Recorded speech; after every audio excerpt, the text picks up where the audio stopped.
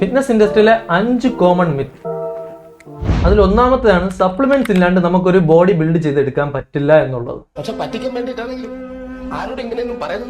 ട്രെയിനേഴ്സും അല്ലെങ്കിൽ നിങ്ങളെ സീനിയർ ചേട്ടന്മാർ നിങ്ങൾക്ക് ഏറ്റവും കൂടുതൽ സജസ്റ്റ് ചെയ്യുന്ന 2 സപ്ലിമെന്റ് ആയിരിക്കും വേ പ്രോട്ടീനും മാസ് ഗെയിനറും. മാസ് ഗെയിനറും വേ പ്രോട്ടീനും ഇതുണ്ടെങ്കിലേ നമുക്ക് മസിൽ ബിൽഡ് ചെയ്യാൻ പറ്റൂ എന്നില്ല. അതെന്തുകൊണ്ടാണെന്ന് നോക്കാം. ഇപ്പോ ഒരു സ്കൂപ്പ് മാസ് ഗെയിനറിലുള്ളത് ഒരു 6 ഗ്രാം പ്രോട്ടീനും ഒരു 1200 കലോറിയും വരെ ആയിരിക്കും. ഈ 1200 കലോറി എന്ന് പറയുന്നത് നമുക്ക് ഓട്സും മിൽക്കും ഹണിയും നട്ട്സും ബനാനൊക്കെ യൂസ് ചെയ്ത് ഒരു ഷേക്ക് അടിച്ചു കഴിഞ്ഞാൽ നമുക്ക് ഒരു 1300 കലോറി വരെ നമുക്ക് ഒറ്റ ഷേക്കിൽ നമുക്ക് കിട്ടും. ഇപ്പോൾ ഒരു സ്കൂപ്പ് വേ പ്രോട്ടീനിലാണെങ്കിൽ 24 ഗ്രാം പ്രോട്ടീനും ഒരു 120 ഗ്രാം കലോറി അല്ലെങ്കിൽ ഒരു 140 ഗ്രാം കലോറി ആയിരിക്കും ഏകദേശം എല്ലാ വേ പ്രോട്ടീനിലും ഉള്ളത്. ഇതിന് പകരം നിങ്ങൾ ഒരു 8 എഗ് വൈറ്റ്സും ഒരു 100 ഗ്രാം ചിക്കനും എടുക്കുകയാണെങ്കിൽ നിങ്ങൾക്ക് ഈ പ്രോട്ടീൻ ഹിറ്റ് ചെയ്യാൻ പറ്റും. പിന്നെ ജിമ്മിലെ ട്രെയിനേഴ്സും ഇല്ലെങ്കിൽ നിങ്ങളെ സീനിയർ ചേട്ടന്മാരും ഒക്കെ ഈ വേ പ്രോട്ടീൻ എടുക്കാൻ വേണ്ടി നിങ്ങളെ കൊണ്ട് പറയിപ്പിക്കുന്നത് ചിലപ്പോൾ കമ്മീഷന് വേണ്ടിയായിരിക്കും. പിന്നെ രണ്ടാമത്തെ മിത്താണ് ഹൈ റെപ്പും ലോ റെപ്പും. നിങ്ങൾക്ക് ബോഡി കട്ട് ചെയ്യണമെന്നാണെങ്കിൽ ഹൈ റെപ്പ് ചെയ്യുക, നിങ്ങൾക്ക് ബൾക്ക് ചെയ്യണമെന്നാണെങ്കിൽ ലോ റെപ്പ് ചെയ്യുക എന്നുള്ളത്. ഇപ്പൊ നമ്മൾ ഈ ഹൈ റെപ്പ് ചെയ്യാൻ നേരം നമുക്ക് മസിൽസിൽ ഒരു ബേണിംഗ് സെൻസേഷൻ ഉണ്ടാവും. ഇതുകൊണ്ടാണ് എല്ലാവരും ഇത് ഇപ്പോഴും ഫോളോ ചെയ്തുകൊണ്ടിരിക്കുന്നത്. പക്ഷേ ഈ ഫാറ്റ് കൂടുന്നതും കുറയുന്നതും ഈ റെപ്പ് റേഞ്ചുമായിട്ട് ഒരു ബന്ധവുമില്ല. ഇപ്പൊ 2 പേരെ എടുത്തിട്ട് അയാൾക്ക് സെയിം റെപ്പ് റേഞ്ച് കൊടുത്ത് ഒരാൾക്ക് ഹൈ കലോറി കൊടുത്താൽ അയാൾ ബൾക്കാവും, ഒരാൾക്ക് ലോ കലോറി ഫുഡ് കൊടുത്താൽ അയാൾ ലീൻ ആവും. അടുത്ത മൂന്നാമത്തേതാണ് ചപ്പാത്തി കഴിച്ചാൽ വെയിറ്റ് കുറയും, ചോറ് കഴിച്ചാൽ നിങ്ങൾ വണ്ണം വയ്ക്കും. ചപ്പാത്തി ഒരിക്കലും ഒരു മാജിക് ഫുഡ് അല്ല. നിങ്ങൾ വണ്ണം കൂടുന്നതിനൊരു ഫുഡ്, നിങ്ങൾ വണ്ണം കുറയുന്നതിനൊരു ഫുഡ്, അങ്ങനെ ഒരു ഫുഡ് ഇല്ല. എന്തുകൊണ്ട് അയാൾ എന്നോട് പറഞ്ഞില്ല?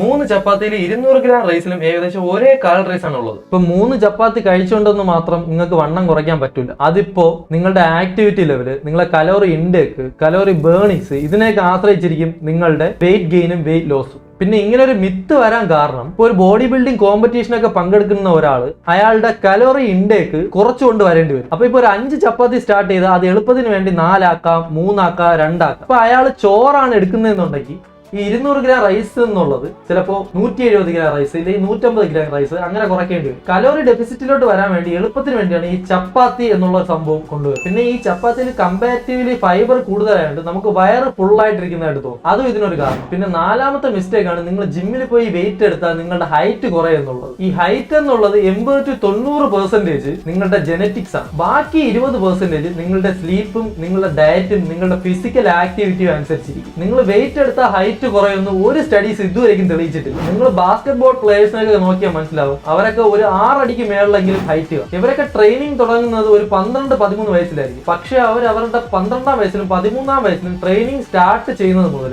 അതിനോടൊപ്പം തന്നെ അവർ വെയിറ്റ് ലിഫ്റ്റിംഗും അവരുടെ സ്ട്രെങ്തിന് വേണ്ടി പ്രാക്ടീസ് ചെയ്യും. സോ അതുകൊണ്ട് തന്നെ വെയിറ്റ് ലിഫ്റ്റിനും നിങ്ങളുടെ ഹൈറ്റുമായിട്ട് ഒരു ബന്ധവുമില്ല. അടുത്ത 5ാമത്തെ മിത്താണ് fitness is a expensive sport എന്നുള്ളത്. കാര്യം ശരിയാണ്.